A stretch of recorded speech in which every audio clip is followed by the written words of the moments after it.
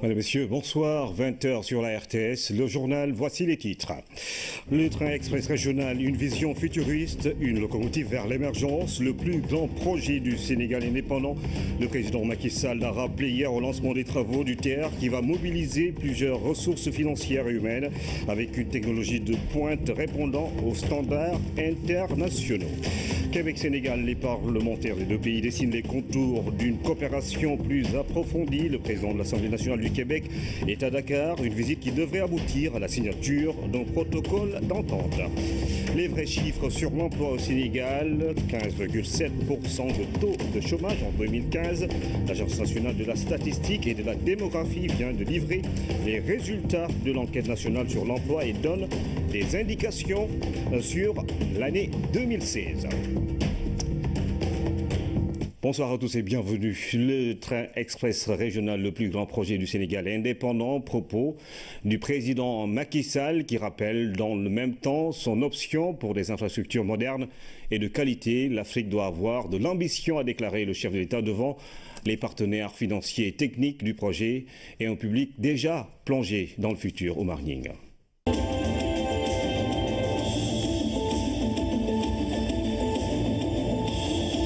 Au centre de conférence Abdou Diouf, le décor donne une indication claire de l'importance du moment. Au milieu de l'assistance, le président de la République et la première dame s'installent pour vivre avec les populations bénéficiaires cette étape décisive dans la marche vers l'émergence.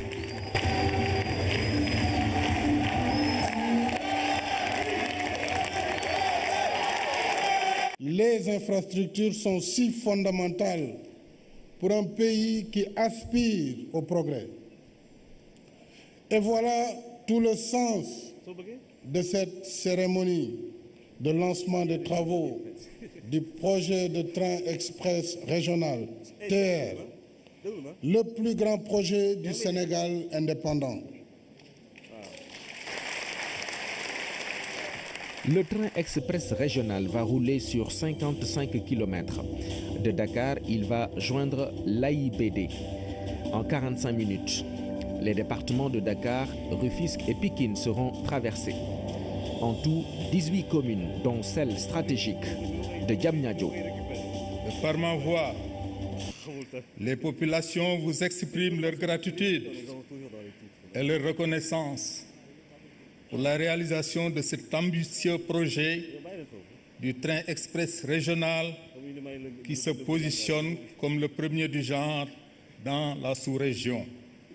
Le président Macky Sall est donc en passe de rénover le chemin de fer avec le concours de partenaires convaincus. La BID est donc fière et très heureuse de participer à cette cérémonie historique du lancement des travaux du projet de train express régional dont elle contribue au financement à hauteur de 300 millions d'euros, soit 197 milliards de francs CFA déjà approuvés. Et il me plaît de rappeler que ce projet, d'un coût d'environ 568 milliards de francs CFA dans sa première phase, aura une contribution de la BAD de 120 milliards de francs CFA. Cela s'inscrit donc dans la continuité de l'intervention de la BAD au Sénégal. La France et le rail, vous le savez, c'est une longue histoire d'amour.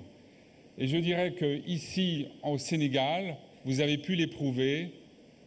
Ceux qui connaissent, comme vous, l'histoire du Sénégal et de la France, connaissent les combats qui ont entouré la construction du train entre Saint-Louis et Dakar. Et c'est donc aujourd'hui, par un rebondissement paradoxal et quelque peu ironique de l'histoire, que nous voilà participant à la construction de ce TER. TER qui, j'en suis sûr, ouvre une nouvelle page dans l'histoire du rail, ici, au Sénégal. Le TER est une réponse structurelle aux besoins pressants de désengorger la métropole dakaroise. Mais il y a cet autre besoin de connecter le pôle urbain de Diamniadio au reste du pays, en plus de l'ouverture prochaine de l'aéroport Blaise Diagne. Le TER répond à une nécessité impérative de désengorger Dakar et ses environs. Deuxièmement, le TER répond à un besoin logique de mieux connecter Dakar, le pôle urbain de Diamniadio et le pays profond. Enfin, troisièmement, le TER répond au rendez-vous de la mise en service l'année prochaine de l'aéroport international Blaise Diagne. Les travaux de construction de l'AIBD sont en phase finale. Dès 2017, l'aéroport devra être opérationnel. Il s'agit de réaliser un chemin de fer à traction électrique, moderne, rapide et à écartement standard, le premier en Afrique de l'Ouest, j'allais dire en Afrique subsaharienne, en dehors de l'Afrique du Sud.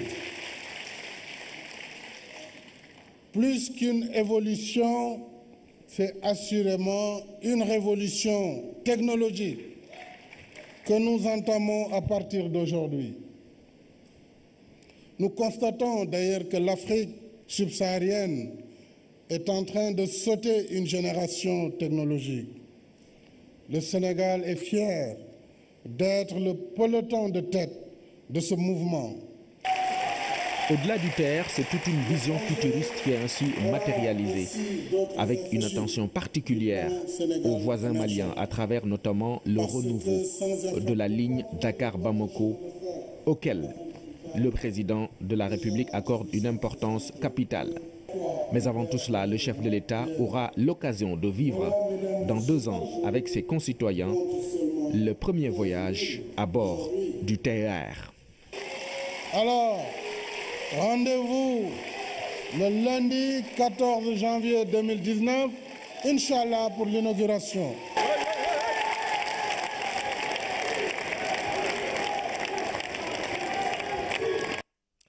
Le TER, l'arrivée des transports de masse au Sénégal, autant de questions dont nous allons parler avec Thierno Birahim Aou, directeur général du CETUD, qui est l'invité de ce 20h. Nous vous retrouverons un peu plus tard. Le président de l'Assemblée nationale du Québec a été reçu ce matin par Moustapha Niasse, président de l'Assemblée nationale du Sénégal. Jacques Chagnon est en visite au Sénégal du 14 au 16 décembre, une visite qui devrait aboutir à la signature d'un protocole d'entente entre les deux institutions, cher Bambagay. L'élaboration d'une politique de coopération entre l'Assemblée nationale du Sénégal et celle du Québec passe par la signature d'un protocole d'entente entre les deux institutions. Ce protocole vise à instituer une association parlementaire entre les deux assemblées. Les rapports entre le Sénégal et le Québec, le Canada, ce sont des rapports fraternels qui datent depuis longtemps. Le Québec, le Canada, le Sénégal ont des relations qui sont profondes et qui sont depuis très longtemps à un niveau extrêmement élevé. Et la relation personnelle que j'ai avec le président Niasse depuis plusieurs années, qui, je le répète, comme je l'ai dit hier soir, qui à sa demande m'a demandé de bâtir ce programme de relations bilatérales entre le Québec et l'Assemblée nationale, est fondé sur un humanisme qui se voit bien entre nos deux institutions. Au cours de cette séance de travail, le président de l'Assemblée nationale du Sénégal, M. Moustapha Niasse, a rappelé les relations très étroites qui unissent les deux pays, le Canada et le Sénégal. Nous avons un protocole d'accord que nous allons signer sans aucun doute, puisque nous sommes d'accord sur le contenu du draft qui nous a été proposé par nos deux délégations demain à l'aéroport au moment du départ de mon ami et collègue M. Jacques Chagnon. Ce qui est fondamental, ce que sont les gouvernements qui exécutent les accords de coopération, mais ce sont les assemblées qui les ratifient. Si les accords signés entre les exécutifs ne sont pas ratifiés par l'Assemblée nationale, on ne peut pas les appliquer.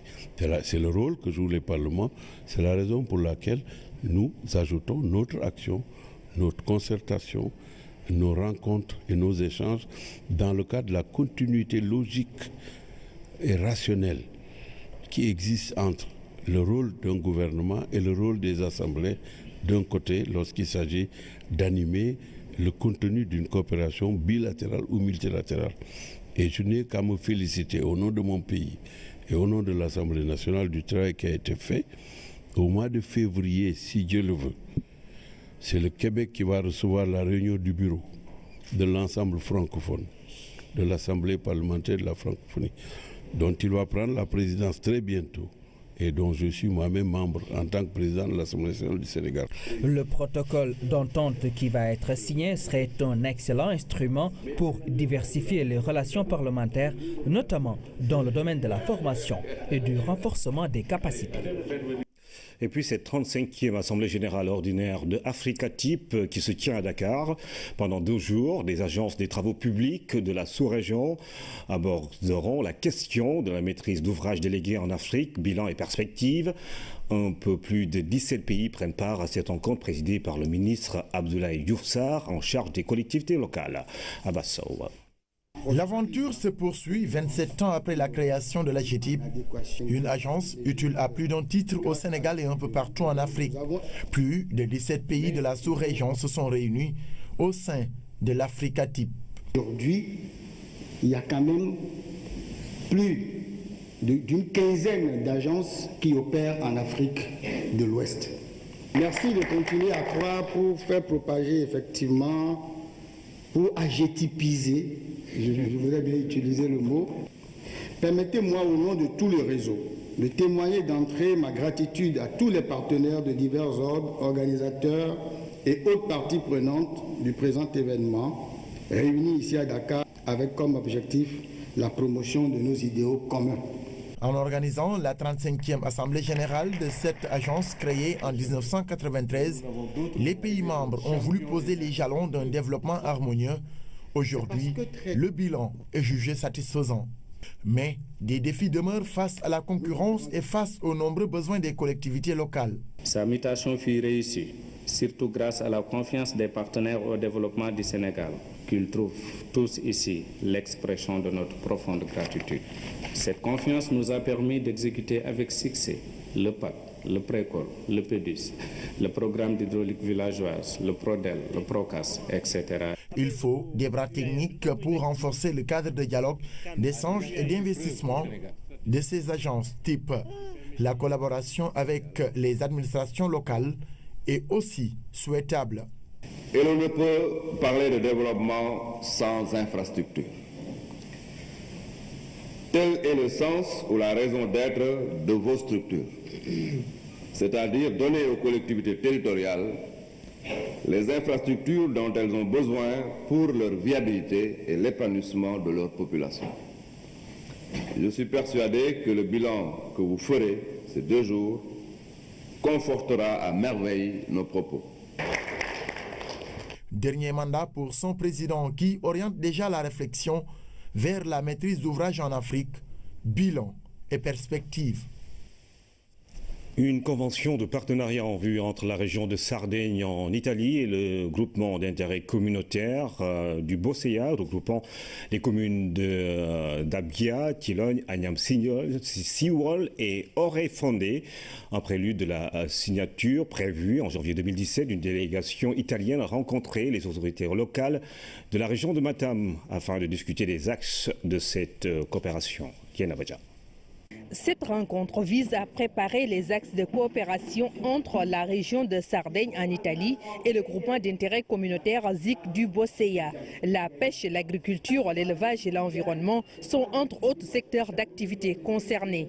Le ZIC du Bosséa, qui appartient à la région de Matam, est une zone à vocation agro-silvopastorale, mais aussi une zone sérieusement affectée par les effets endémique, de la sécheresse endémique qui a, en tout cas depuis les années 70, eu un impact négatif sur l'écosystème au niveau de cette zone, mais également sur les activités productives telles que l'agriculture, l'élevage et la pêche. Et lors de notre visite en Italie, nous avons remarqué que la région de Sardaigne avait une expérience avérée en matière de gestion des forêts, mais également c'était une zone agro-silvopastorale qui avait des similitudes avec la région de Matam. La convention de partenariat prévue en janvier 2017 va profiter aux ZIC du Bosséya, composé des communes de Dabia, Agnam Siwol, Orefondé et Chilogne. La délégation italienne s'engage à accompagner les populations de cette zone. Lors de la visite officielle de M. le ministre en Sardaigne, nous avons échangé avec les hautes autorités de la région pour la mise en place d'une convention de partenariat avec le ZIC du Bosséya et la région de Sardaigne. Nous avons aussi décidé de mettre à la disposition du ZIC de Bosséya 50 camions citernes pour la lutte contre les feux de brousse dans la zone. Et dès mon retour, nous voterons un budget de 100 000 € pour le transport de ces camions. La formation fait également partie des axes de la coopération. La région de Sardaigne, à travers notamment l'agence forestière, est engagée à accompagner le GIC, mais également la région de Matam et le gouvernement du Sénégal pour le renforcement de capacité des techniciens, que cela soit au niveau du service de l'élevage, de l'agriculture, de la pêche. Et je rappelle également que lors de notre visite, nous avons eu à rencontrer les autorités universitaires, notamment l'université de Sassari, qui s'est engagée elle aussi à prendre en charge des étudiants sénégalais, notamment issus de cette région, pour les former dans les secteurs de l'agriculture et de l'élevage. Les communes de Dabia, Agnam Siwol, Orefondé et Chilogne comptent sur ce partenariat pour relancer leur économie. Nous parlons à présent du projet Vivre avec l'eau, une stratégie qui vise à améliorer le cadre de vie des habitants de la banlieue. Sa principale mission est de rendre les communautés plus résilientes aux inondations urbaines et périurbaines. Le projet Vivre avec l'eau est lancé ce matin à Yeumbeul Nord par le ministre délégué chargé de la restructuration et de la requalification des banlieues, Anaïs Nyayamane. Depuis des années, le Sénégal est confronté à des inondations récurrentes. Selon les statistiques, ces inondations ont causé d'énormes dégâts humains et matériels, une situation qui a surtout fatigué les quartiers situés dans la banlieue, d'où le projet Vivre avec l'eau qui vient ainsi soulager les habitants. La spécificité de ce projet est son caractère intégré, puisqu'il allie des activités de construction d'infrastructures d'évacuation d'eau pluviale, de maraîchage urbain, d'aménagement d'espaces publics et de renforcement des capacités en gestion des déchets solides. En plus d'une importante composante genre, il met l'accent aussi sur l'élaboration et l'application de plans de contingence appelés WAME dans chacune des 10 communes où il intervient afin de doter les populations et les autorités communales des outils et connaissances leur permettant d'anticiper et de faire face efficacement aux inondations. Piloté par le Consortium pour la recherche économique et sociale, le projet concerne 10 communes.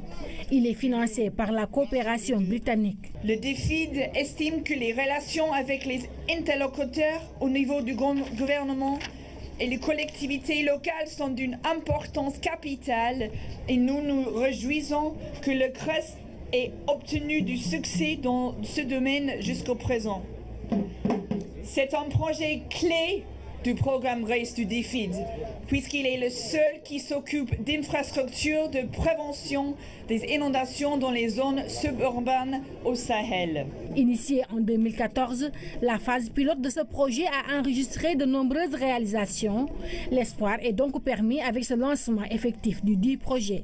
Le projet Vivre avec l'eau ainsi conçu se veut une contribution à la résolution des problèmes d'inondation dans la zone urbaine et périurbaine de Dakar et plus particulièrement dans les communes de Yeumbeul Nord, Yeumbeul Sud, Djiddah Thiaroye Kaw, Médina Gounass, Grand Yoff, Rufisque Ouest, Malika, Mbao et Thiaroye Gare.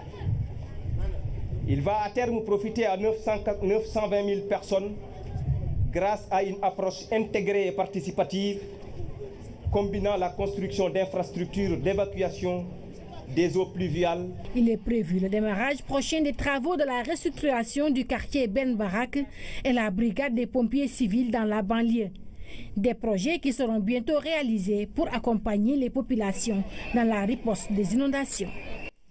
Le secteur des transports est à la une depuis hier avec le lancement justement des travaux du TER. Et nous parlerons également dans cette édition avec notre invité, Thierno Birahim Aw, directeur général du CETUD, de l'arrivée des transports de masse au Sénégal. Alors, le TER, tout d'abord, est-ce que le CETUD est impliqué dans le processus? Très bien, merci M. Djedjou pour votre invitation. Le CETUD est complètement impliqué dans le processus d'études et de réalisation du TER jusqu'à sa mise en exploitation en tant qu'autorité organisatrice des transports urbains au sein du ministère des Infrastructures, des Transports terrestres et du désenclavement, qui a la maîtrise d'ouvrage de ce projet et qui a confié à l'APIX la maîtrise d'ouvrage déléguée. En tant qu'autorité organisatrice des transports, nous intervenons à plusieurs niveaux, évidemment. Nous avons d'abord fait le constat de la congestion urbaine à Dakar, à la fois en circulation comme en stationnement. Cette congestion porte des impacts économiques qui sont très importants, qu'on a pu chiffrer dans une période récente à plus de 100 milliards de francs CFA. Alors que seulement, quand on regarde la répartition modale des déplacements, on n'est qu'à 10% de part modale. Avec la croissance économique que nous avons, près de 7% maintenant, la croissance démographique de la ville autour de 3%, nous pouvons savoir que dans moins de 20 ans, le niveau de motorisation va doubler. Donc, ce qu'illustrait le chef de l'État hier est une véritable démonstration, un véritable virage qui était nécessaire au Sénégal. Nous sommes les premiers à avoir ce niveau de technologie en Afrique de l'Ouest, et ce virage était nécessaire pour répondre à une offre de transport qui devient aujourd'hui saturée, qui atteint ses limites dans une agglomération de plus de 3,5 millions d'habitants, qui en atteindra 5 millions quasiment à 2020 avec des limites d'extension du réseau routier. Vous êtes dans la pure planification, une projection vers ou dans le futur, mais le TER c'est en 2019. D'ici là, qu'est-ce qu'il faut faire pour justement donner aux Sénégalais les moyens de mobilité dans la zone urbaine et périurbaine de Dakar? Très bien. À ce niveau, nous œuvrons à plusieurs niveaux. C'est des actions que nous menons en priorité sur des points de circulation durs, ce que nous appelons des points noirs de circulation, pour mettre en œuvre de manière assez efficace et court des plans de circulation qui amènent une amélioration conséquente des conditions de déplacement dans la circulation dakaroise. Une autre façon d'agir, c'est le programme du chef de l'État et du ministère des Transports par le renforcement du parc automobile. Nous sommes aujourd'hui à un taux moyen de 350 véhicules par an depuis 2012. Entre 2000 et 2011, nous étions seulement à 3 fois moins, autour de 80 véhicules par an. Ce renforcement du parc répond à une demande des citoyens. Ça veut dire quoi? Aujourd'hui, 1,7 million de déplacements sont réalisés en transport collectif sur un volume global qui est autour de 7,2 millions. Ce sont 80% des déplacements motorisés. Nos citoyens utilisent ce mode parce que le taux de motorisation est encore faible au Sénégal. Donc ce renforcement du parc contribue à répondre à une demande exigeante de mobilité qui est favorable dans une période de croissance à l'économie nationale. Ensuite, nous avons des actions autour de la planification du réseau avec les autres agences, AGEROUTE, la direction des routes, la DTR, qui comprennent une action clé pour nos autorités. Ce sont des actions de sensibilisation, d'éducation à la sécurité routière. Alors, on parle de l'arrivée des transports de masse. Que devrait-on entendre à travers, justement, cette notion-là? Alors, transport de masse, ça me ramène à revenir un tout petit peu sur le TER et ensuite à parler du BRT.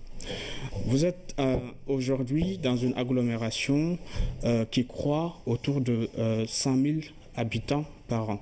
C'est un niveau de croissance soutenu.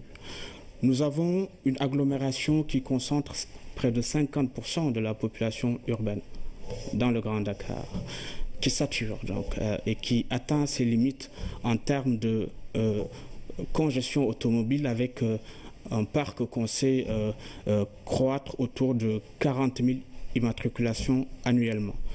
Il devient urgent, et c'est le choix que le chef de l'État a bien compris, de faire ce saut technologique qui permettra d'offrir à nos concitoyens une performance d'accès qui est adéquate à nos ambitions de développement durable et à nos ambitions d'émergence. Ce transport de masse, comme je disais, répond à une demande motorisée de près de 80%. Tout le monde aujourd'hui, tous les citoyens sont capables de mesurer le niveau de performance que nous avons avec le réseau actuel. Autour de 15 km/h, c'est largement insuffisant. Qu'est-ce que nous avons avec le TER et qu'est-ce que nous avons avec le BRT? Avec le BRT correspond à un transport capacitaire sur une infrastructure dédiée de type routière et permet, avec un ensemble de dispositifs technologiques, un ensemble de dispositifs circulatoires, d'acheminer un grand nombre de voyageurs dans un temps limité avec des fréquences adéquates.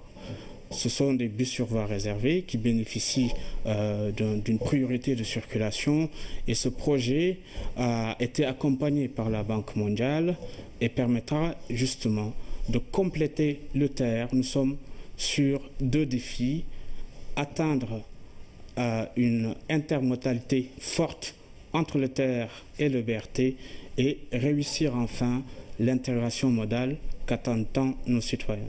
Ce BRT va permettre d'améliorer de manière conséquente l'accessibilité entre le centre-ville et le nord de l'agglomération. Il sera complété dans l'axe sud-est avec le TER qui permet de relier la ville historique et la ville moderne en passant évidemment par l'aéroport qui accueillera demain 3 millions d'habitants. Parce que le vrai problème de Dakar, c'est l'accès au centre-ville et justement le retour dans la banlieue pour ceux-là qui habitent là-bas. Des bus seront dédiés justement à cet axe-là ou bien comment Absolument. Ça va se passer? C'est exactement le cas. C'est un projet assez emblématique qui suivra le TER et ce sera le prochain succès de ce gouvernement.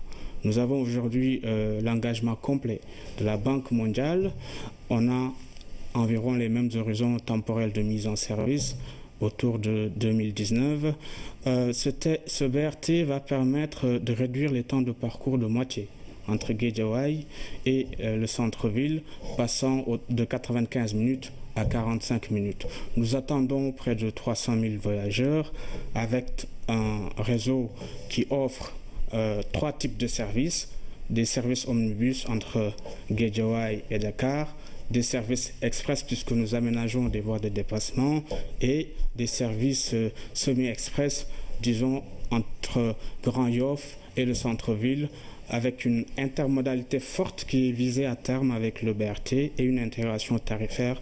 Tout ceci est accompagné par l'autorité organisatrice des transports afin de redéployer le réseau, le réorganiser pour avoir une utilisation optimale de ces transports de masse nécessaires pour le bon fonctionnement de la ville.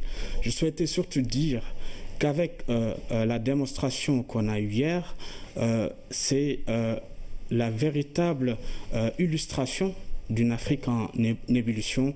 Et aujourd'hui, on peut être fier de voir le Sénégal prendre le peloton de tête, comme l'a exprimé hier le chef de l'État. C'est un saut technologique qui s'annonce, un saut dans la formation qu'on fera au Sénégal nécessairement pour maintenir de manière durable ces infrastructures. Et enfin, c'est un saut dans les approches de la mobilité avec une nouvelle approche infrastructurelle et servicielle qui nous mettra évidemment premier dans la démonstration d'une Afrique qui est émergente. Alors, M. Aou, quand vous prenez l'autoroute pour entrer en centre-ville, il y a un problème qui devrait être résolu. C'est qu'arriver à Malexi ou sur la Corniche, on perd du temps. On peut prendre toute l'autoroute, faire 10 minutes ou 5, mais dès qu'on est à l'entrée du centre-ville, c'est des bouchons à n'en plus finir. Est-ce qu'il y a des plans d'aménagement pour l'accès au centre-ville, justement? Alors, aujourd'hui, le ministère des Infrastructures, des Transports terrestres et du Désenclavement travail d'arrache-pied à plusieurs niveaux pour mettre à jour les documents de planification des transports. Donc nous sommes en train de discuter avec les bailleurs pour la mise à jour du plan de déplacement urbain de Dakar, qui était déjà en horizon 2025, qui planifiait le BRT, mais qui a nécessairement besoin d'être plus ambitieux dans sa planification des réseaux et des services de transport. Dans les actions urgentes, nous avons aussi contacté des branches de la Banque mondiale pour le financement d'une stratégie de mobilité urbaine à Dakar. Ce sont des actions que nous démarrerons début 2017. L'objectif, c'est aussi d'apporter des solutions pragmatiques et urgentes qui permettent d'améliorer la fluidité en centre-ville. Ce sont des plans de stationnement, des plans de circulation et à terme, c'est bientôt horizon 2019, avec la mise en place de ces transports de masse, nous comptons sur un report modal de l'automobile vers ces transports collectifs et nous espérons offrir aux Sénégalais un peu plus d'urbanité en centre-ville, comme on le voit dans les pays développés. Ça veut dire un centre-ville réservé aux zones piétonnes, agréable à vivre, en limitant et en cantonnant la voiture, les véhicules dans leurs aires de performance et dans leurs stations dédiées pour améliorer la fluidité. On prend date avec vous. Merci à M. Thierno Birahim Aou. Je rappelle que vous êtes le directeur général du CETUD et que vous nous parliez justement du TR et l'arrivée des transports de masse au Sénégal, notamment à Dakar. Merci. Merci. Sortie de la 44e promotion du CESTI, c'était ce matin à l'UCAD 2. Ils sont 25 diplômés en journalisme et communication. Amadou Alidjan, universitaire accompli, est le parrain de la promotion. C'est désormais ancien étudiant du CESTI, laisse derrière eux une école en profonde mutation. Tierno Amadou Seye. Une 44e promotion de journaliste du CESTI, un parrain, universitaire, intellectuel accompli, une minute de silence à la mémoire de feu Amadou Alidjan. Le don de sa bibliothèque à l'université Cheikh Anta Diop de Dakar à l'UCAD. Il n'y a pas de symbole plus fort. Ces 25 journalistes sortent du CESTI pendant que le directeur de l'école, Ibrahima Sarr, boucle son deuxième et dernier mandat. 6 ans d'abnégation, de sacrifice et de loyauté, salués par les étudiants. 6 promotions ont défilé sous vos yeux. À travers ces lignes, la 44e promotion du CESTI, la promotion Amadi Alidjan, dernière promotion sous votre magistère, veut rendre un vibrant hommage au manager qui n'a ménagé aucun effort pour servir le CESTI avec intégrité et rigueur. Très cher CESTI, à l'image d'une mère de famille bienveillante avec ses enfants, tu as su nous accueillir, nous éduquer et nous protéger. Tu nous as aussi préparés à exercer dignement le journalisme. Le Centre d'études des sciences et techniques de l'information est un creuset d'excellence, une école vieille de plus de 50 ans, mais jeune grâce à de nouveaux défis relevés. En 2011, étant candidat à la direction, j'avais formulé dans un projet intitulé « Faire gagner le CESTI » des propositions portant sur 3 points. La pédagogie, la recherche et la question du financement de notre établissement. À l'heure du bilan, nous avons respecté tous nos engagements. Cette école de journalisme et de communication se positionne bien en Afrique et sur l'international. Pour y accéder, il faut passer par un concours très sélectif. Après, place à une formation soutenue et les résultats obtenus sont satisfaisants. Avec la mise en œuvre des conclusions de la concertation nationale sur l'avenir de l'enseignement supérieur, le CESTI prend toute sa place. Il se positionne comme une grande école de formation au journalisme et contribue depuis plus de 40 ans au renforcement du prestige et au rayonnement de l'université Cheikh Anta Diop de Dakar, grâce notamment à la mise sur le marché du travail depuis sa création en 1965, des journalistes professionnels qui font la fierté et le prestige des grandes rédactions au Sénégal, mais aussi dans nombre de pays africains et ailleurs.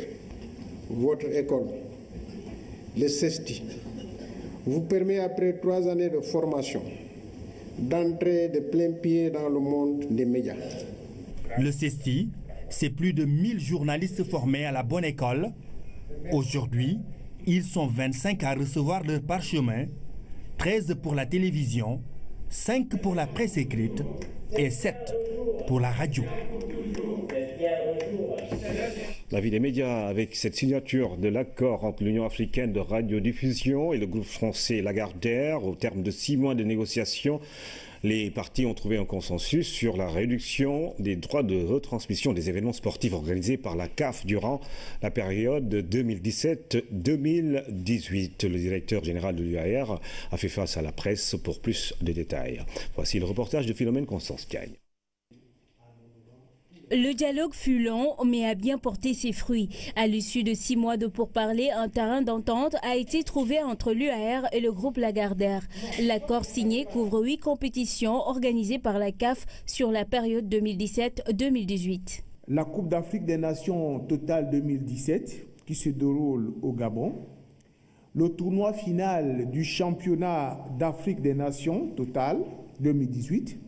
Le tournoi final de la Coupe d'Afrique des Nations de moins de 20 ans 2017, le tournoi final de la Coupe d'Afrique des Nations de moins de 17 ans 2017, le tournoi final de la Coupe d'Afrique des Nations féminines 2018 et le tournoi final de la Ligue des champions de la CAF Total 2017-2018, la finale des Coupes de Confédération de la CAF Total 2017-2018 et la Super Coupe de la CAF Total 2017-2018. De cet accord cadre, l'Union a obtenu beaucoup de facilités pour les pays africains, faveurs qui permettront aux férus du sport de mieux vivre les temps forts de ces événements prévus dans l'agenda 2017 de la CAF. Nous avons, pour cette période, mis un coup de frein, un arrêt définitif à la tendance inflationniste. Vous savez que chaque fois qu'il y avait une compétition, les tournois, les droits, les prix des droits les montants des droits étaient revus à la hausse. Alors, pour la première fois de l'histoire de ces compétitions, aucun pays ne paiera un franc de plus. Bien plus, tous les pays connaîtront une baisse, je dis bien une baisse des droits qu'ils payaient. Et enfin, pour la première fois, on aura des pays qui vont connaître une baisse qui va jusqu'à 97%. Ça veut dire que c'est un accord prometteur. Ces résultats ont été possibles avec l'aide du président Macky Sall qui a porté le plaidoyer pour des droits de retransmission abordables pour tous.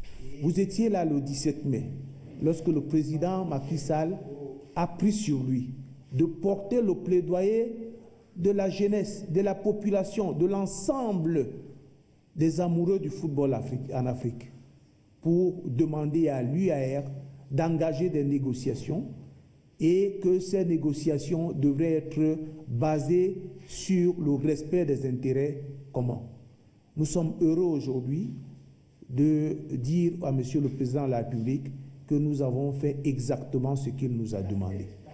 À ce combat ont participé plusieurs directeurs généraux de chaînes de télévision nationales, dont celui de la RTS.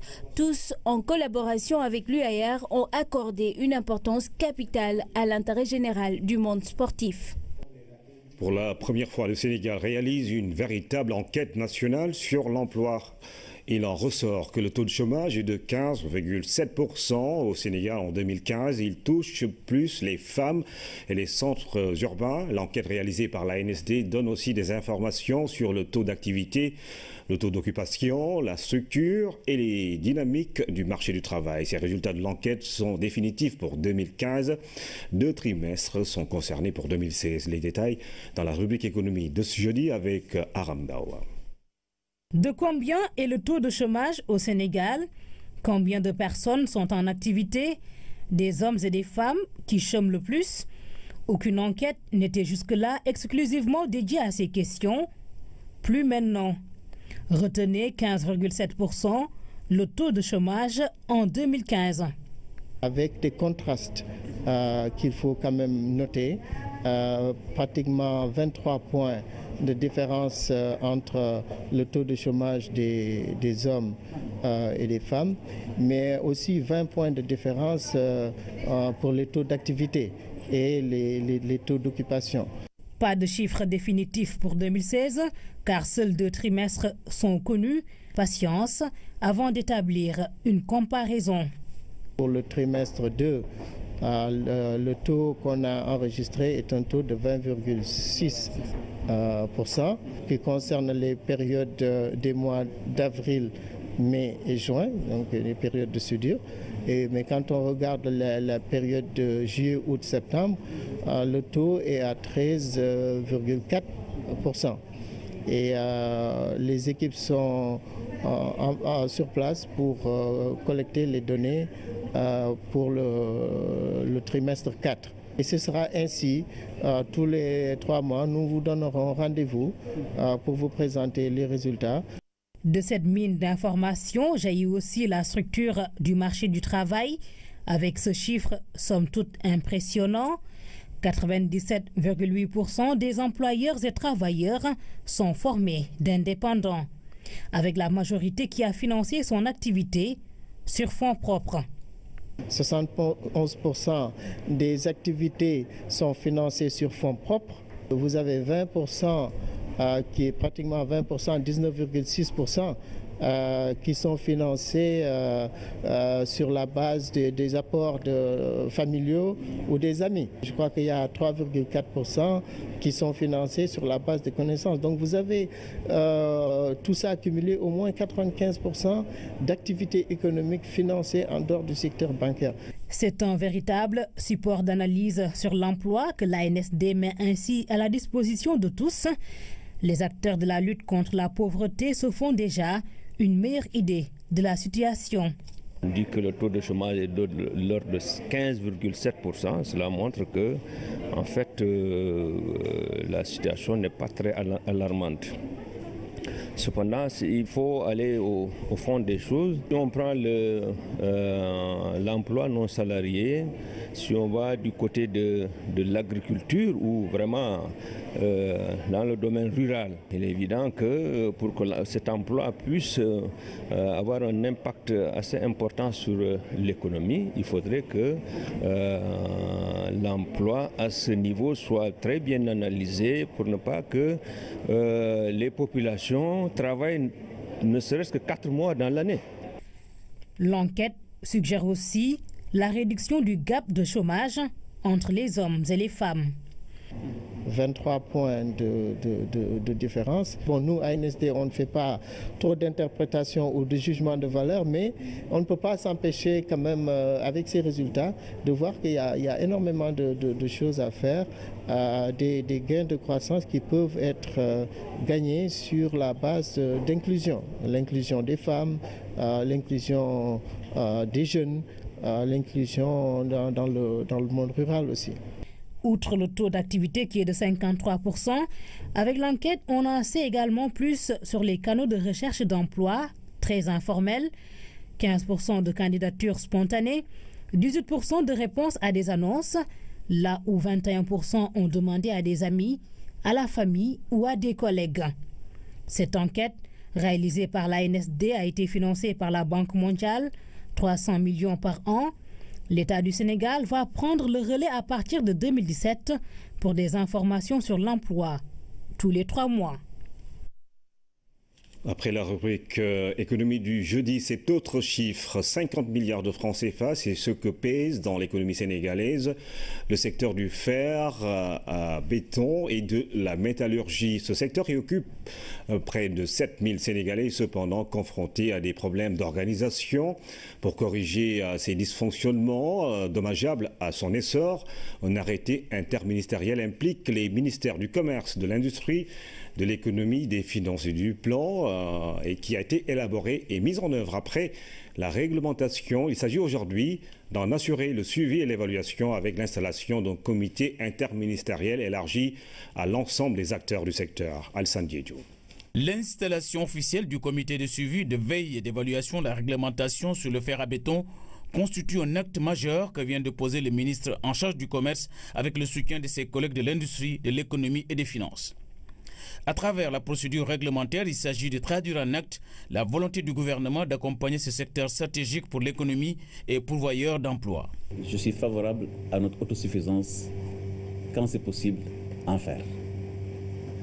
Donc si nos industriels ont la capacité de fournir le marché, mais vous bénéficiez de tous les mécanismes de régulation conformément justement à nos engagements internationaux au niveau de l'OMC, etc. Donc Monsieur le Président, sachez que la position du gouvernement, c'est d'accompagner la production locale à condition qu'elle respecte les normes et les lois.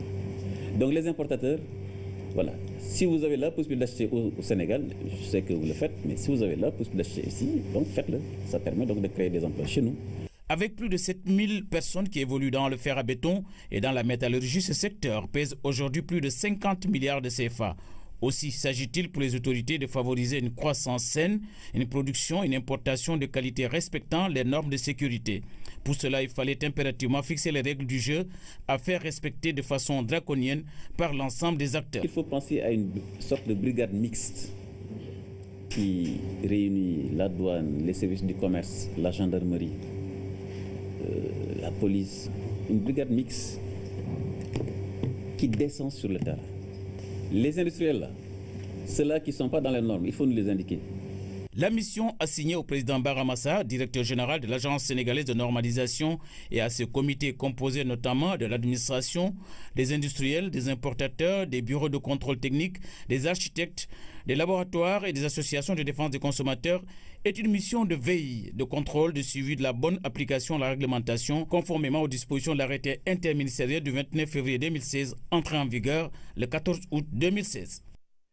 Après Kuala Lumpur, le bureau opérationnel de suivi du plan Sénégal émergence est rendu à Putrajaya, la capitale administrative de la Malaisie.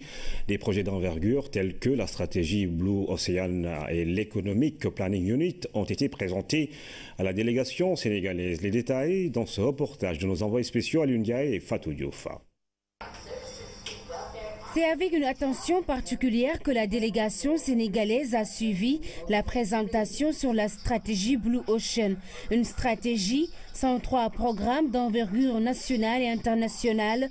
Ambition du gouvernement malaisien, accroître la croissance économique et assurer le bien-être de la population. The National Blue Ocean Strategy is actually aimed at Malaysia achieving a C'est une stratégie qui a pour objectif de faire de la Malaisie un pays développé d'ici 2020. Et en même temps, nous voulons donner aux populations un bon niveau de bien-être social. Au moment où la majorité des Malaisiens ont des revenus assez conséquents, nous nous assurons que les moins fortunés, spécialement ceux qui vivent en milieu rural, ressentent les bienfaits du développement, qu'ils aient un bon niveau de bien-être social.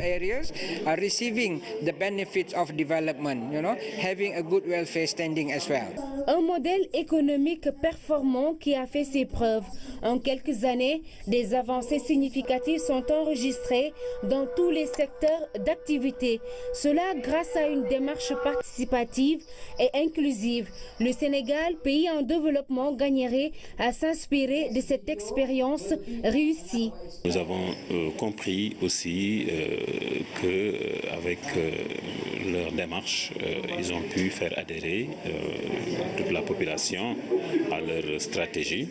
Et c'est ce qui est une très bonne chose aussi pour nous. Je pense qu'aujourd'hui, nous avons besoin d'être accompagnés à ce niveau pour pouvoir montrer tout ce que le ministère de l'économie et des finances pourrait apporter aux populations. Au Sénégal, comme dans beaucoup d'autres pays africains, nous avons eu d'excellents plans quinquennaux qu'on a déroulés, mais le problème était dans la mise en œuvre. Et tant qu'un plan n'est pas mis en œuvre, il sert presque à rien. Donc ici, ils ont vraiment un excellent modèle qu'on peut adapter à nos réalités et qui va nous permettre de dérouler le plan sénégalais. Sénégal émergent et surtout d'avoir très vite des résultats concrets au bénéfice des populations. EPU, Economic Planning Unit, c'est un autre dispositif institutionnel placé sous l'autorité du Premier ministre malaisien. Cette structure au système de planification efficace inspire le Sénégal. Au-delà de la planification, il y a vraiment une coordination très maîtrisée entre les différentes structures. Ils ont une démarche qui est participative dès le début.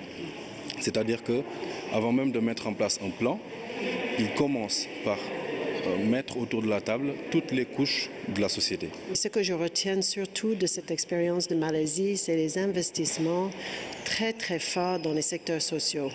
La Malaisie a investi énormément dans la santé, dans la planification familiale, dans le secteur d'éducation. Et ils y continuent d'ailleurs pour continuer à s'adapter aux défis et aux changements de leur environnement. Le Sénégal a beaucoup à apprendre de la Malaisie, surtout en matière de mise en œuvre, de suivi et d'évaluation de programmes de développement.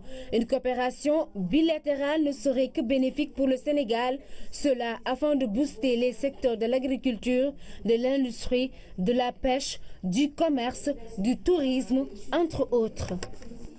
La première journée d'études africaines en comptabilité et contrôle s'est ouverte à Dakar. Elle est organisée par le laboratoire de recherche, finance et contrôle de l'École supérieure polytechnique. L'objectif est de disposer d'un cercle de contribution doctrinale dans l'effort de normalisation comptable, de formalisation et de développement des entreprises de l'économie souterraine. Damsila. La première journée d'études africaines en comptabilité et contrôle est consacrée à la présentation et à la discussion de travaux de recherche menés par des chercheurs africains en comptabilité financière et contrôle de gestion. Le but est de donner à la recherche un caractère plus développemental. Nos économies sont dominées par des entreprises informelles et ces entreprises informelles sur leur propre terrain sont concurrencées par les entreprises étrangères qui réussissent à produire une information, des éléments de communication financière qui leur permettent d'accéder facilement au crédit et de se développer et de développer leur performance. Alors ce que ne parviennent pas à faire les entreprises du secteur informel. La journée d'études africaines en comptabilité et contrôle va constituer une rencontre annuelle internationale regroupant chercheurs en comptabilité et contrôle autour de la problématique du développement du continent.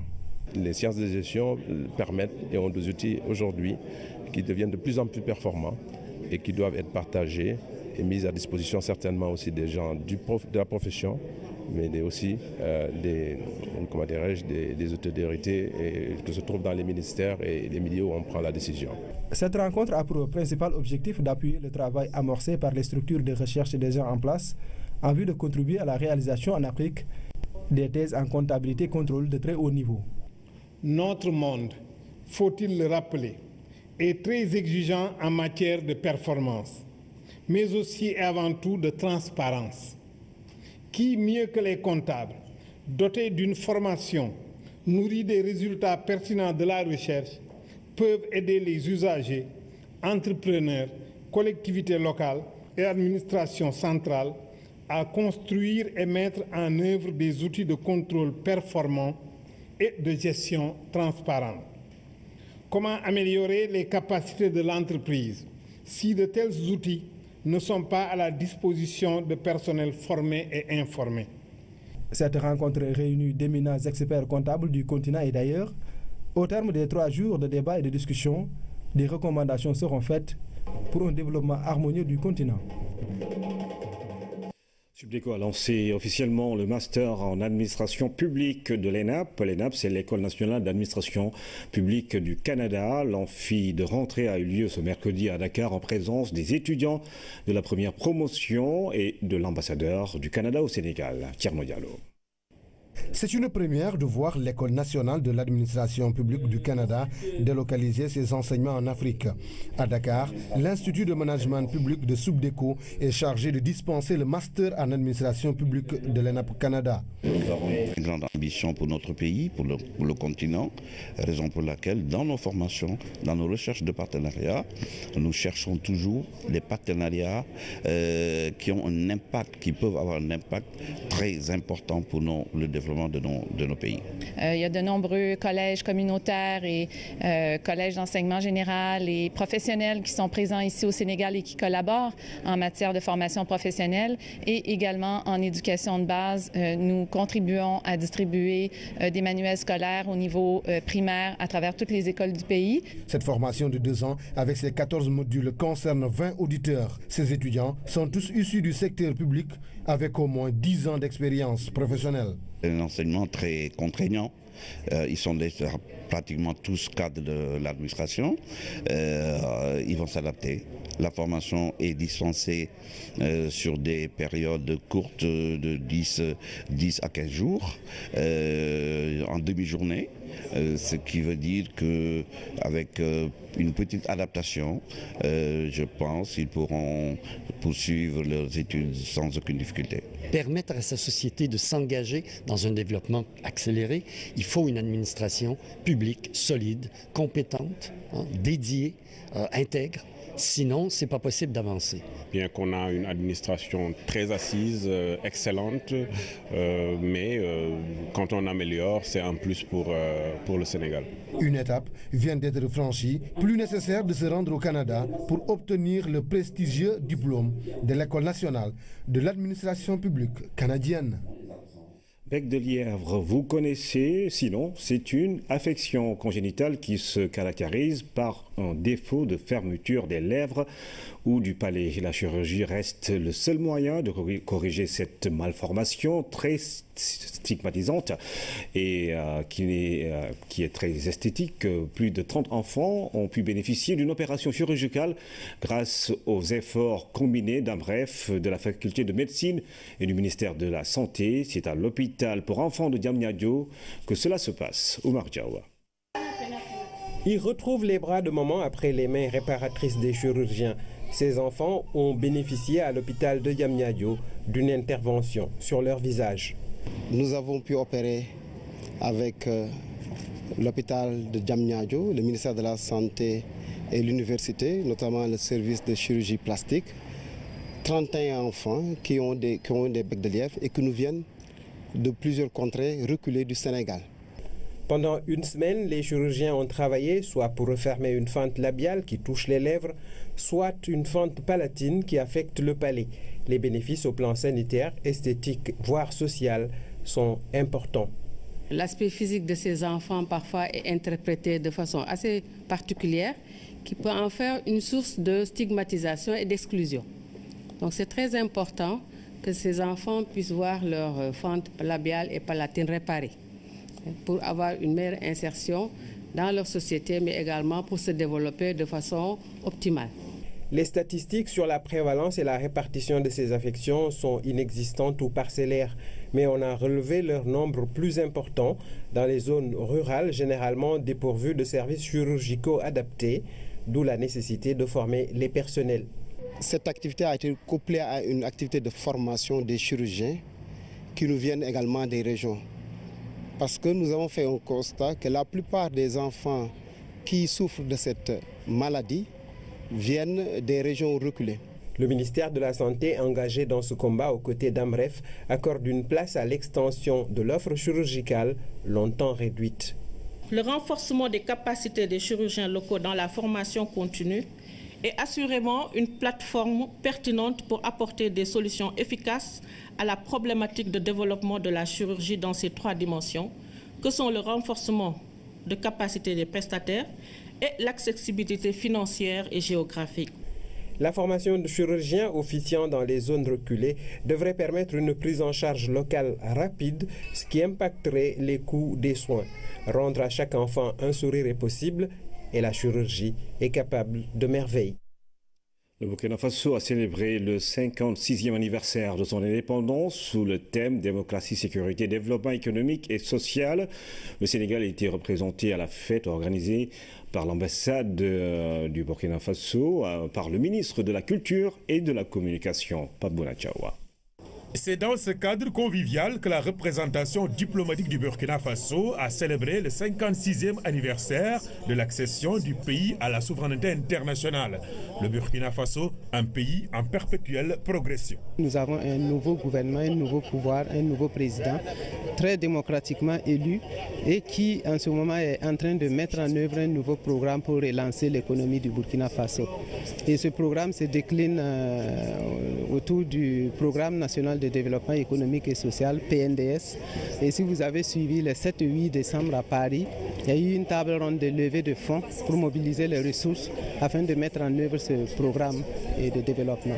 La célébration a été aussi l'occasion de revisiter les relations diplomatiques entre le pays des hommes intègres et le Sénégal, notre pays qui a toujours été aux côtés du Burkina dans les moments difficiles. Au moment où le Burkina était dans une crise extrêmement difficile, le président Macky Sall s'est investi. Pas au nom de la CEDEAO où il était le président, mais je crois qu'il s'est davantage investi parce que c'est d'abord deux peuples frères qui étaient là et un des pays traverser une difficulté. Les deux pays entretiennent aussi des échanges fructueux dans plusieurs secteurs, notamment celui de la culture. Madame était ministre de la Culture du Burkina. C'est pour que cela, elle m'appuie dans l'ombre, dans le cadre de l'élaboration du statut des artistes au Sénégal. Elle me donne beaucoup de conseils. Elle me donne beaucoup de conseils dans le cadre de la confection d'un certain nombre de documents. Et donc c'est une coopération culturelle extrêmement fructueuse. Vous avez vu, les Sénégalais ont été à toutes les manifestations culturelles qui se tiennent au Burkina, du Salon du Livre au Burkina en passant par le FESPACO. Nous travaillons étroitement dans de nombreux secteurs. L'administration, et je vous dis qu'à l'heure où je vous parle, on a au moins 2 ou 3 missions du Burkina qui sont ici, dans l'administration pour des échanges d'expériences, pour des partages d'expériences. Et je peux dire que c'est la première destination aussi en matière d'échange sur le plan des administrations diverses. Les représentants des différents corps diplomatiques présents au Sénégal et d'autres amis du Burkina ont pris part à la fête. Ils ont pu apprécier, grâce à une présentation audiovisuelle, les projets et grandes réalisations en cours au Burkina Faso. La communauté internationale maintient la pression sur Yahya Jammeh. Le représentant de l'ONU en Afrique de l'Ouest parle de sanctions sévères si le président sortant ne cède pas le pouvoir à la fin de son mandat en janvier. Des menaces qui ne semblent pas ébranler l'homme fort de Banjul, cher Traoré. Yahya Jammeh est passé aux actes. Après avoir constaté les résultats du vote du 1er décembre, il a déposé un recours en annulation à la Cour suprême. Une juridiction qui n'existe plus, faute de membres. Le président sortant de la Gambie n'entend pas faciliter la tâche à ceux qui lui demandent de quitter le pouvoir. Et il multiplie les actes allant dans ce sens. Mardi, en pleine visite des chefs d'État de la CEDEAO dépêchés à Banjul, il avait fait encercler les locaux de la commission électorale indépendante. Le président Ali Omar Ndiaye et les membres de l'IEC ont été interdits d'accès. Les militaires ont emporté le matériel qui a servi à l'élection présidentielle. Un acte inacceptable selon l'ONU qui dénonce une violation du caractère indépendant garanti par la Constitution. Le représentant de l'ONU en Afrique de l'Ouest demande à Yahya Jammeh d'être prêt à céder le pouvoir le 19 janvier, la date d'expiration de son mandat. Mohamed Ibn Chambas lui demande de ne poser que des actes conformes à la Constitution d'ici là, sous peine d'être sévèrement sanctionné. Une position qui va réconforter l'opposition gambienne. Elle craint que le recours de Jammeh ne soit un moyen de se maintenir au pouvoir au-delà de son mandat. Le lauréat de l'affiche du premier Festival mondial des arts nègres expose à la Galerie nationale du Sommeil. Au réveil, c'est le titre de cette exposition d'art plastique de Ibnou, une exposition en hommage aux pionniers de la culture sénégalaise. Très connu dans le milieu des arts décoratifs, l'artiste Ibn Diouf n'en connaît pas moins les arts plastiques. D'où cette exposition intitulée « Du sommeil au rêve ». Quand j'étais à l'école des arts avec Pablo Tal, moi j'avais une formation de cartonnier avec l'histoire, civilisation négro-africaine. Après, j'ai quitté l'école des arts après le festival. Le président Senghor m'avait orienté vers Solano. que je n'avais pas compris. Mais après, il m'a expliqué l'art total. Un peu plus tard, quand j'ai réalisé le costume de l'exil d'Alboury, il m'a expliqué, tu sais, Ibou, pourquoi je t'avais choisi pour aller à Sorano pour être un décorateur. Parce que je savais très bien que tu avais maîtrisé le dessin, les cartons de tapisserie. Il fallait faire autre chose. C'est un grand homme, parce que faire une affiche pour que le président Léopold Sédar Senghor valide cette affiche, parmi tant d'autres, ça suppose qu'il faut être un génie. C'est un génie de l'art. Et c'est pourquoi, quand il s'est retiré, le ministère a été obligé d'aller le récupérer de sa retraite pour lui obliger de faire cette belle exposition visitée par un public extrêmement nombreux. À travers cette exposition, l'artiste a voulu magnifier le cosmos avec des représentations ayant parfois un sens caché. Derrière cette œuvre, il y a une espèce de, je ne dirais pas de connivence, mais de questionnement éternel, c'est-à-dire à travers les dessins, etc. Mais le centre de gravité, évidemment, c'est pas un oiseau. On m'a toujours posé la question. Ça peut être des femmes, des hommes, mais toujours, il y a ce côté un peu féminin qui se détache. Du 14 au 24 décembre, vous pourrez donc voir à la Galerie nationale d'art cette exposition du lauréat de l'affiche du premier Festival mondial des arts nègres. L'artiste Ibn Diouf rend par ailleurs hommage à tous ces pionniers, ces aînés de la culture sénégalaise. CAN Beach Soccer 2016 à Lagos, le Sénégal continue sa série victorieuse cet après-midi. Les Lions de la plage ont signé leur 3e victoire en autant de sorties. Le Sénégal a battu la Libye sur le score de 10 buts à 2 et conforte ainsi sa place de leader du groupe B pour les demi-finales prévues vendredi. Jaraaf, Stade de Mbour, l'une des affiches phares de la 6e journée de Ligue 1, débouche sur un match nul. Le club de la Médina s'est fait surprendre en début de partie avant d'égaliser en seconde période. Seydina Ayuntiko. Un partout, l'ASC Jaraaf et le Stade de Mbour se partagent les points. Il faut dire que le club de la Médina vient de loin. Les hommes de Malik Daf se font surprendre dès la 5e minute. La douche froide est infligée sur une belle action collective. Longue passe de Pape Thiomban pour Sega Diop qui combine bien avec Bassirou Badiane. Le centre-tir de ce dernier est bien conclu par le goléador du Stade de Mbour. 4e but de la saison pour Pape Ibnouba. Le meilleur buteur du précédent exercice frappe déjà très fort. Après l'ouverture du score, l'acharnement du sort contre le Jaraaf, ou du moins le manque de réussite du club de la Médina. Les coéquipiers de Babacar Seck multiplient les occasions sans réussir à remettre les pendules à l'heure en première période. Récompense au bout de l'effort, c'est à la 78e minute que le Jaraaf égalise sur un bijou d'Ousmane Gassama qui se passe de commentaires.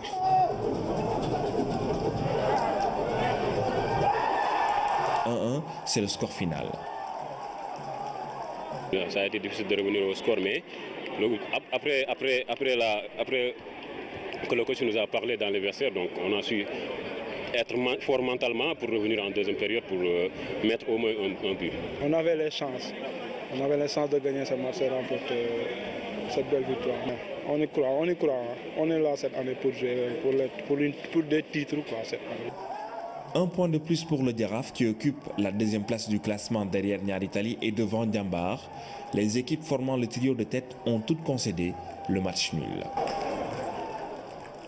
Nécrologie avant de boucler cette édition. Décès ce matin à Dakar de l'opérateur économique Yorobas, par ailleurs président de l'association des émigrés sénégalais. Yorobas, sur ces images, lors de l'inauguration du lycée de Ourossogui, qui porte d'ailleurs son nom, sera inhumé dans sa ville. La levée du corps est prévue ce vendredi à 15h à l'hôpital Fann. Mesdames et messieurs, c'est la fin de cette édition. Merci encore une fois de suivre l'actualité tous les jours sur la première chaîne de télévision sénégalaise.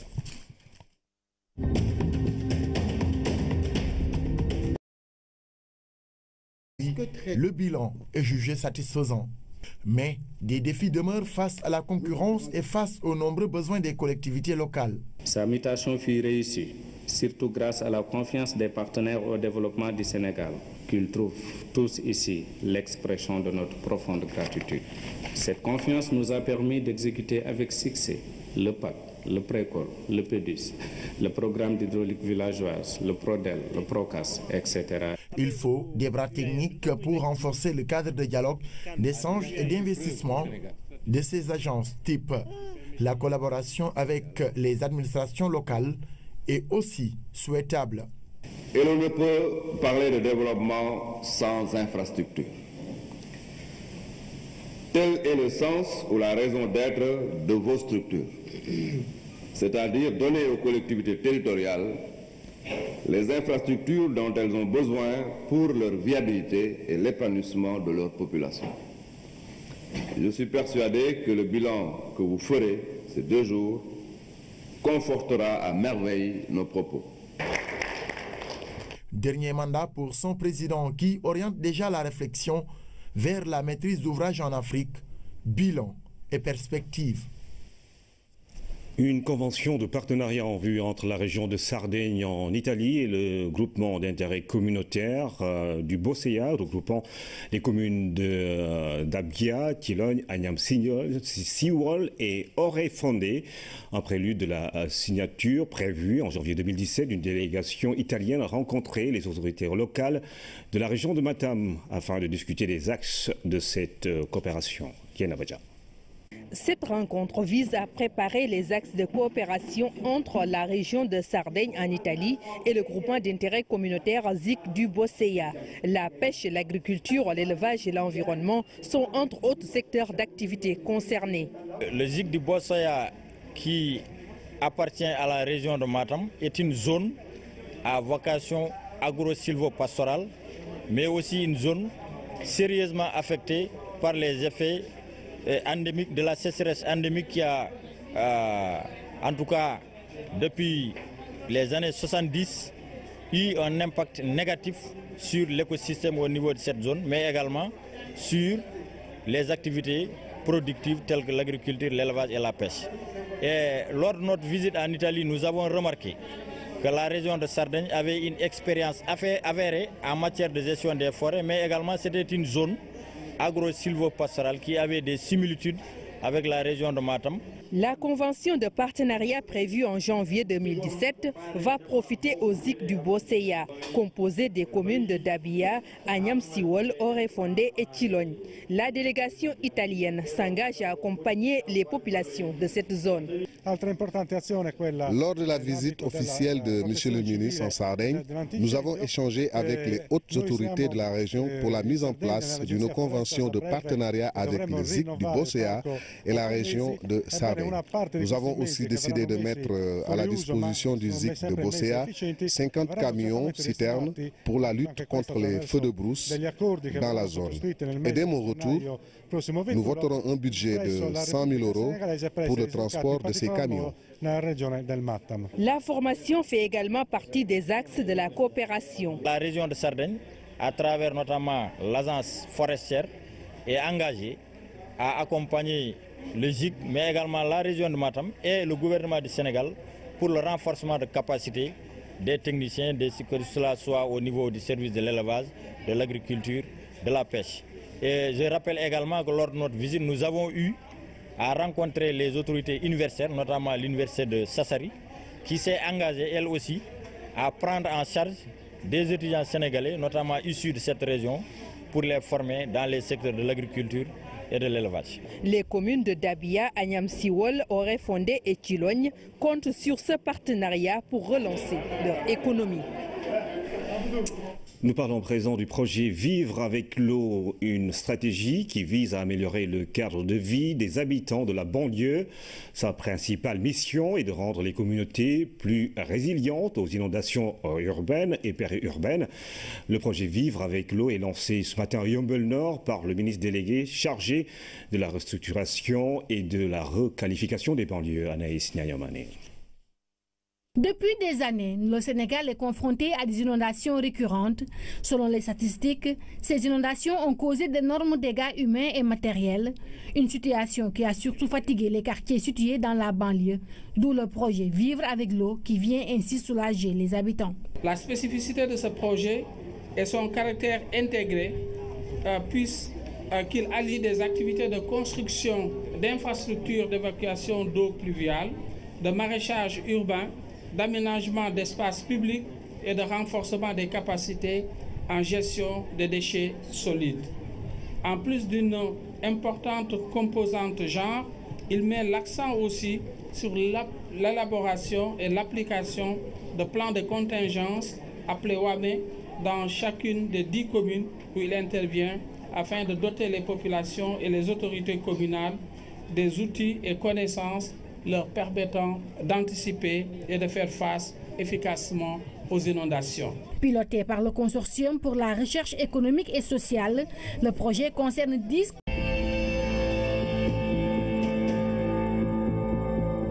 Mesdames et messieurs, bonsoir. 20h sur la RTS. Le journal, voici les titres.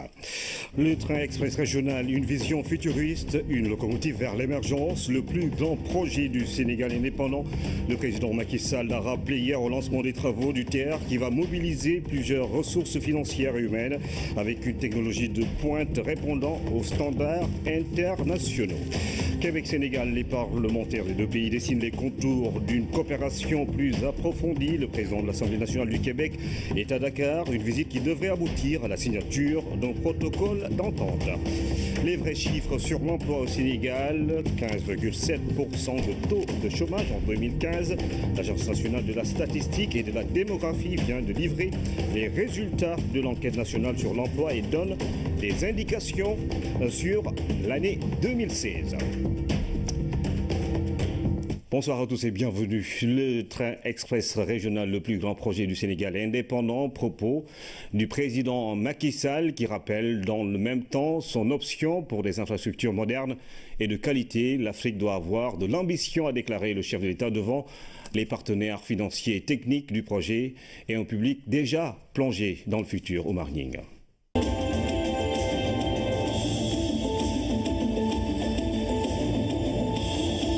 Au centre de conférence Abdou Diouf, le décor donne une indication claire de l'importance du moment. Au milieu de l'assistance, le président de la République et la première dame s'installent pour vivre avec les populations bénéficiaires cette étape décisive dans la marche vers l'émergence.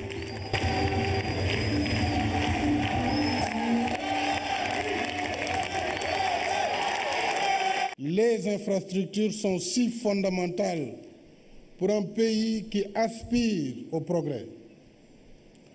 Et voilà tout le sens de cette cérémonie de lancement des travaux du projet de train express régional TER, le plus grand projet du Sénégal indépendant. Le train express régional va rouler sur 55 km. De Dakar, il va joindre l'AIBD en 45 minutes. Les départements de Dakar, Rufisque et Pikine seront traversés. En tout, 18 communes, dont celle stratégique de Diamniadio. Par ma voix, les populations vous expriment leur gratitude et leur reconnaissance pour la réalisation de cet ambitieux projet du train express régional qui se positionne comme le premier du genre dans la sous-région. Le président Macky Sall est donc en passe de rénover le chemin de fer avec le concours de partenaires convaincus. La BID est donc fière et très heureuse de participer à cette cérémonie historique du lancement des travaux du projet de train express régional dont elle contribue au financement à hauteur de 300 millions d'euros, soit 197 milliards de francs CFA déjà approuvés. Et il me plaît de rappeler que ce projet, d'un coût d'environ 568 milliards de francs CFA dans sa première phase, aura une contribution de la BAD de 120 milliards de francs CFA. Cela s'inscrit donc dans la continuité de l'intervention de la BAD au Sénégal. La France et le rail, vous le savez, c'est une longue histoire d'amour. Et je dirais qu'ici, au Sénégal, vous avez pu l'éprouver. Ceux qui connaissent, comme vous, l'histoire du Sénégal et de la France, connaissent les combats qui ont entouré la construction du train entre Saint-Louis et Dakar, Et c'est donc aujourd'hui, par un rebondissement paradoxal et quelque peu ironique de l'histoire, que nous voilà participant à la construction de ce TER. TER qui, j'en suis sûr, ouvre une nouvelle page dans l'histoire du rail, ici, au Sénégal.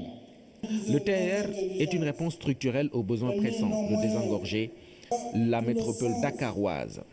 Mais il y a cet autre besoin de connecter le pôle urbain de Diamniadio au reste du pays, en plus de l'ouverture prochaine de l'aéroport Blaise Diagne. Le TER répond à une nécessité impérative de désengorger Dakar et ses environs. Deuxièmement, le TER répond à un besoin logique de mieux connecter Dakar, le pôle urbain de Diamniadio et le pays profond. Enfin, troisièmement, le TER répond au rendez-vous de la mise en service l'année prochaine de l'aéroport international Blaise Diagne. Les travaux de construction de l'AIBD sont en phase finale. Dès 2017, l'aéroport devra être opérationnel.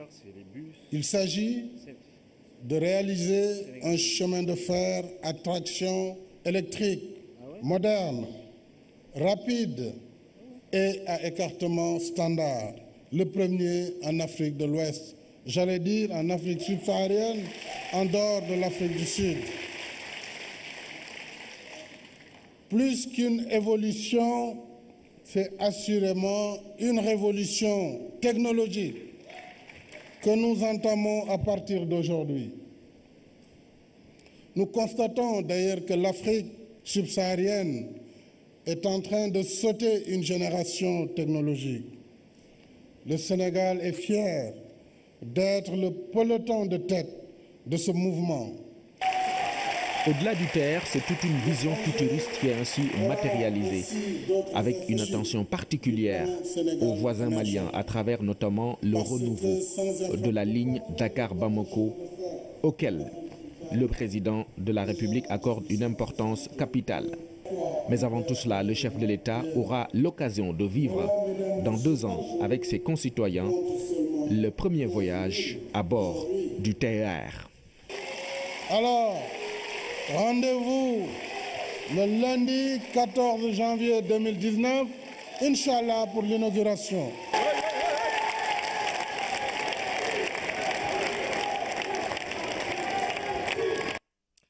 Le TER, l'arrivée des transports de masse au Sénégal, autant de questions dont nous allons parler avec Thierno Birahim Aou, directeur général du CETUD, qui est l'invité de ce 20h. Nous vous retrouverons un peu plus tard. Le président de l'Assemblée nationale du Québec a été reçu ce matin par Moustapha Niasse, président de l'Assemblée nationale du Sénégal. Jacques Chagnon est en visite au Sénégal du 14 au 16 décembre, une visite qui devrait aboutir à la signature d'un protocole d'entente entre les deux institutions. Cher Bambagay. L'élaboration d'une politique de coopération entre l'Assemblée nationale du Sénégal et celle du Québec passe par la signature d'un protocole d'entente entre les deux institutions. Ce protocole vise à instituer une association parlementaire entre les deux assemblées. Les rapports entre le Sénégal et le Québec, le Canada, ce sont des rapports fraternels qui datent depuis longtemps. Le Québec, le Canada, le Sénégal ont des relations qui sont profondes et qui sont depuis très longtemps à un niveau extrêmement élevé. Et la relation personnelle que j'ai avec le président Niasse depuis plusieurs années, qui, je le répète, comme je l'ai dit hier soir, qui à sa demande m'a demandé de bâtir ce programme de relations bilatérales entre le Québec et l'Assemblée nationale, est fondé sur un humanisme qui se voit bien entre nos deux institutions. Au cours de cette séance de travail, le président de l'Assemblée nationale du Sénégal, M. Moustapha Niasse, a rappelé les relations très étroites qui unissent les deux pays, le Canada et le Sénégal. Nous avons un protocole d'accord que nous allons signer sans aucun doute, puisque nous sommes d'accord sur le contenu du draft qui nous a été proposé par nos deux délégations demain à l'aéroport au moment du départ de mon ami et collègue M. Jacques Chagnon. Ce qui est fondamental, c'est que ce sont les gouvernements qui exécutent les accords de coopération, mais ce sont les assemblées qui les ratifient. Si les accords signés entre les exécutifs ne sont pas ratifiés par l'Assemblée nationale, on ne peut pas les appliquer. C'est le rôle que jouent les parlements. C'est la raison pour laquelle nous ajoutons notre action, notre concertation, nos rencontres et nos échanges dans le cadre de la continuité logique et rationnelle qui existe entre le rôle d'un gouvernement et le rôle des assemblées d'un côté lorsqu'il s'agit d'animer le contenu d'une coopération bilatérale ou multilatérale.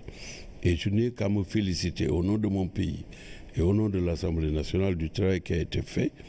Au mois de février, si Dieu le veut, c'est le Québec qui va recevoir la réunion du bureau de l'ensemble francophone, de l'Assemblée parlementaire de la francophonie, dont il va prendre la présidence très bientôt, et dont je suis moi-même membre en tant que président de l'Assemblée nationale du Sénégal. Le protocole d'entente qui va être signé serait un excellent instrument pour diversifier les relations parlementaires, notamment dans le domaine de la formation et du renforcement des capacités. Et puis cette 35e Assemblée générale ordinaire de Africa Type qui se tient à Dakar pendant 2 jours. Des agences des travaux publics de la sous-région aborderont la question de la maîtrise d'ouvrages délégués en Afrique, bilan et perspectives. Un peu plus de 17 pays prennent part à cette rencontre présidée par le ministre Abdoulaye Diouf Sarr en charge des collectivités locales. Abassou. L'aventure se poursuit 27 ans après la création de l'AGETIP, une agence utile à plus d'un titre au Sénégal et un peu partout en Afrique. Plus de 17 pays de la sous-région se sont réunis au sein de l'Africa Type. Aujourd'hui, il y a quand même plus d'une quinzaine d'agences qui opèrent en Afrique de l'Ouest. Merci de continuer à croire pour faire propager effectivement, pour agétipiser, je voudrais bien utiliser le mot. Permettez-moi au nom de tout le réseau de témoigner d'entrée ma gratitude à tous les partenaires de divers ordres, organisateurs et autres parties prenantes du présent événement, réunis ici à Dakar avec comme objectif la promotion de nos idéaux communs. En organisant la 35e Assemblée générale de cette agence créée en 1993, les pays membres ont voulu poser les jalons d'un développement harmonieux. Aujourd'hui, commune, il est financé par la coopération britannique. Le DFID estime que les relations avec les interlocuteurs au niveau du gouvernement et les collectivités locales sont d'une importance capitale et nous nous réjouissons que le CRES ait obtenu du succès dans ce domaine jusqu'au présent. C'est un projet clé du programme RACE du DFID, puisqu'il est le seul qui s'occupe d'infrastructures de prévention des inondations dans les zones suburbaines au Sahel. Initiée en 2014, la phase pilote de ce projet a enregistré de nombreuses réalisations. L'espoir est donc permis avec ce lancement effectif du dit projet. Le projet Vivre avec l'eau, ainsi conçu, se veut une contribution à la résolution des problèmes d'inondation dans la zone urbaine et périurbaine de Dakar et plus particulièrement dans les communes de Yeumbeul Nord, Yeumbeul Sud, Djiddah Thiaroye Kaw, Médina Gounass, Grand Yoff, Rufisque Ouest, Malika, Mbao et Thiaroye Gare. Il va à terme profiter à 920 000 personnes grâce à une approche intégrée et participative combinant la construction d'infrastructures d'évacuation des eaux pluviales. Il est prévu le démarrage prochain des travaux de la restructuration du quartier Ben Barak et la brigade des pompiers civils dans la banlieue. Des projets qui seront bientôt réalisés pour accompagner les populations dans la riposte des inondations. Le secteur des transports est à la une depuis hier avec le lancement justement des travaux du TER. Et nous parlerons également dans cette édition avec notre invité, Thierno Birahim Aw, directeur général du CETUD, de l'arrivée des transports de masse au Sénégal. Alors, le TER, tout d'abord, est-ce que le CETUD est impliqué dans le processus? Très bien, merci M. Djedjou pour votre invitation. Le CETUD est complètement impliqué dans le processus d'études et de réalisation du TER jusqu'à sa mise en exploitation en tant qu'autorité organisatrice des transports urbains au sein du ministère des Infrastructures, des Transports terrestres et du désenclavement, qui a la maîtrise d'ouvrage de ce projet et qui a confié à l'APIX la maîtrise d'ouvrage déléguée. En tant qu'autorité organisatrice des transports, nous intervenons à plusieurs niveaux, évidemment. Nous avons d'abord fait le constat de la congestion urbaine à Dakar, à la fois en circulation comme en stationnement. Cette congestion porte des impacts économiques qui sont très importants, qu'on a pu chiffrer dans une période récente à plus de 100 milliards de francs CFA. Alors que seulement, quand on regarde la répartition modale des déplacements, on n'est qu'à 10% de part modale. Avec la croissance économique que nous avons, près de 7% maintenant, la croissance démographique de la ville autour de 3%, nous pouvons savoir que dans moins de 20 ans, le niveau de motorisation va doubler. Donc, ce qu'illustrait le chef de l'État hier est une véritable démonstration, un véritable virage qui était nécessaire au Sénégal. Nous sommes les premiers à avoir ce niveau de technologie en Afrique de l'Ouest, et ce virage était nécessaire pour répondre à une offre de transport qui devient aujourd'hui saturée, qui atteint ses limites dans une agglomération de plus de 3,5 millions d'habitants, qui en atteindra 5 millions quasiment à 2020, avec des limites d'extension du réseau routier. Vous êtes dans la pure planification, une projection vers ou dans le futur, mais le TER c'est en 2019. D'ici là, qu'est-ce qu'il faut faire pour justement donner aux Sénégalais les moyens de mobilité dans la zone urbaine et périurbaine de Dakar? Très bien. À ce niveau, nous œuvrons à plusieurs niveaux. C'est des actions que nous menons en priorité sur des points de circulation durs, ce que nous appelons des points noirs de circulation, pour mettre en œuvre de manière assez efficace et court des plans de circulation qui amènent une amélioration conséquente des conditions de déplacement dans la circulation dakaroise. Une autre façon d'agir, c'est le programme du chef de l'État et du ministère des Transports par le renforcement du parc automobile. Nous sommes aujourd'hui à un taux moyen de 350 véhicules par an depuis 2012. Entre 2000 et 2011, nous étions seulement à 3 fois moins, autour de 80 véhicules par an. Ce renforcement du parc répond à une demande des citoyens. Ça veut dire quoi? Aujourd'hui, 1,7 million de déplacements sont réalisés en transport collectif sur un volume global qui est autour de 7,2 millions. Ce sont 80% des déplacements motorisés. Nos citoyens utilisent ce mode parce que le taux de motorisation est encore faible au Sénégal. Donc ce renforcement du parc contribue à répondre à une demande exigeante de mobilité qui est favorable dans une période de croissance à l'économie nationale. Ensuite, nous avons des actions autour de la planification du réseau avec les autres agences, AGEROUTE, la direction des routes, la DTR, qui comprennent une action clé pour nos autorités. Ce sont des actions de sensibilisation, d'éducation à la sécurité routière. Alors, on parle de l'arrivée des transports de masse. Que devrait-on entendre à travers, justement, cette notion-là? Alors, transport de masse, ça me ramène à revenir un tout petit peu sur le TER et ensuite à parler du BRT. Vous êtes aujourd'hui dans une agglomération qui croît autour de 100 000 habitants par an. C'est un niveau de croissance soutenu. Nous avons une agglomération qui concentre près de 50% de la population urbaine dans le Grand Dakar, qui sature donc, et qui atteint ses limites en termes de congestion automobile avec un parc qu'on sait croître autour de 40 000 immatriculations annuellement. Il devient urgent. Et c'est le choix que le chef de l'État a bien compris, de faire ce saut technologique qui permettra d'offrir à nos concitoyens une performance d'accès qui est adéquate à nos ambitions de développement durable et à nos ambitions d'émergence. Ce transport de masse, comme je disais, répond à une demande motorisée de près de 80%. Tout le monde aujourd'hui, tous les citoyens sont capables de mesurer le niveau de performance que nous avons avec le réseau actuel. Autour de 15 km/h, c'est largement insuffisant. Qu'est-ce que nous avons avec le TER et qu'est-ce que nous avons avec le BRT?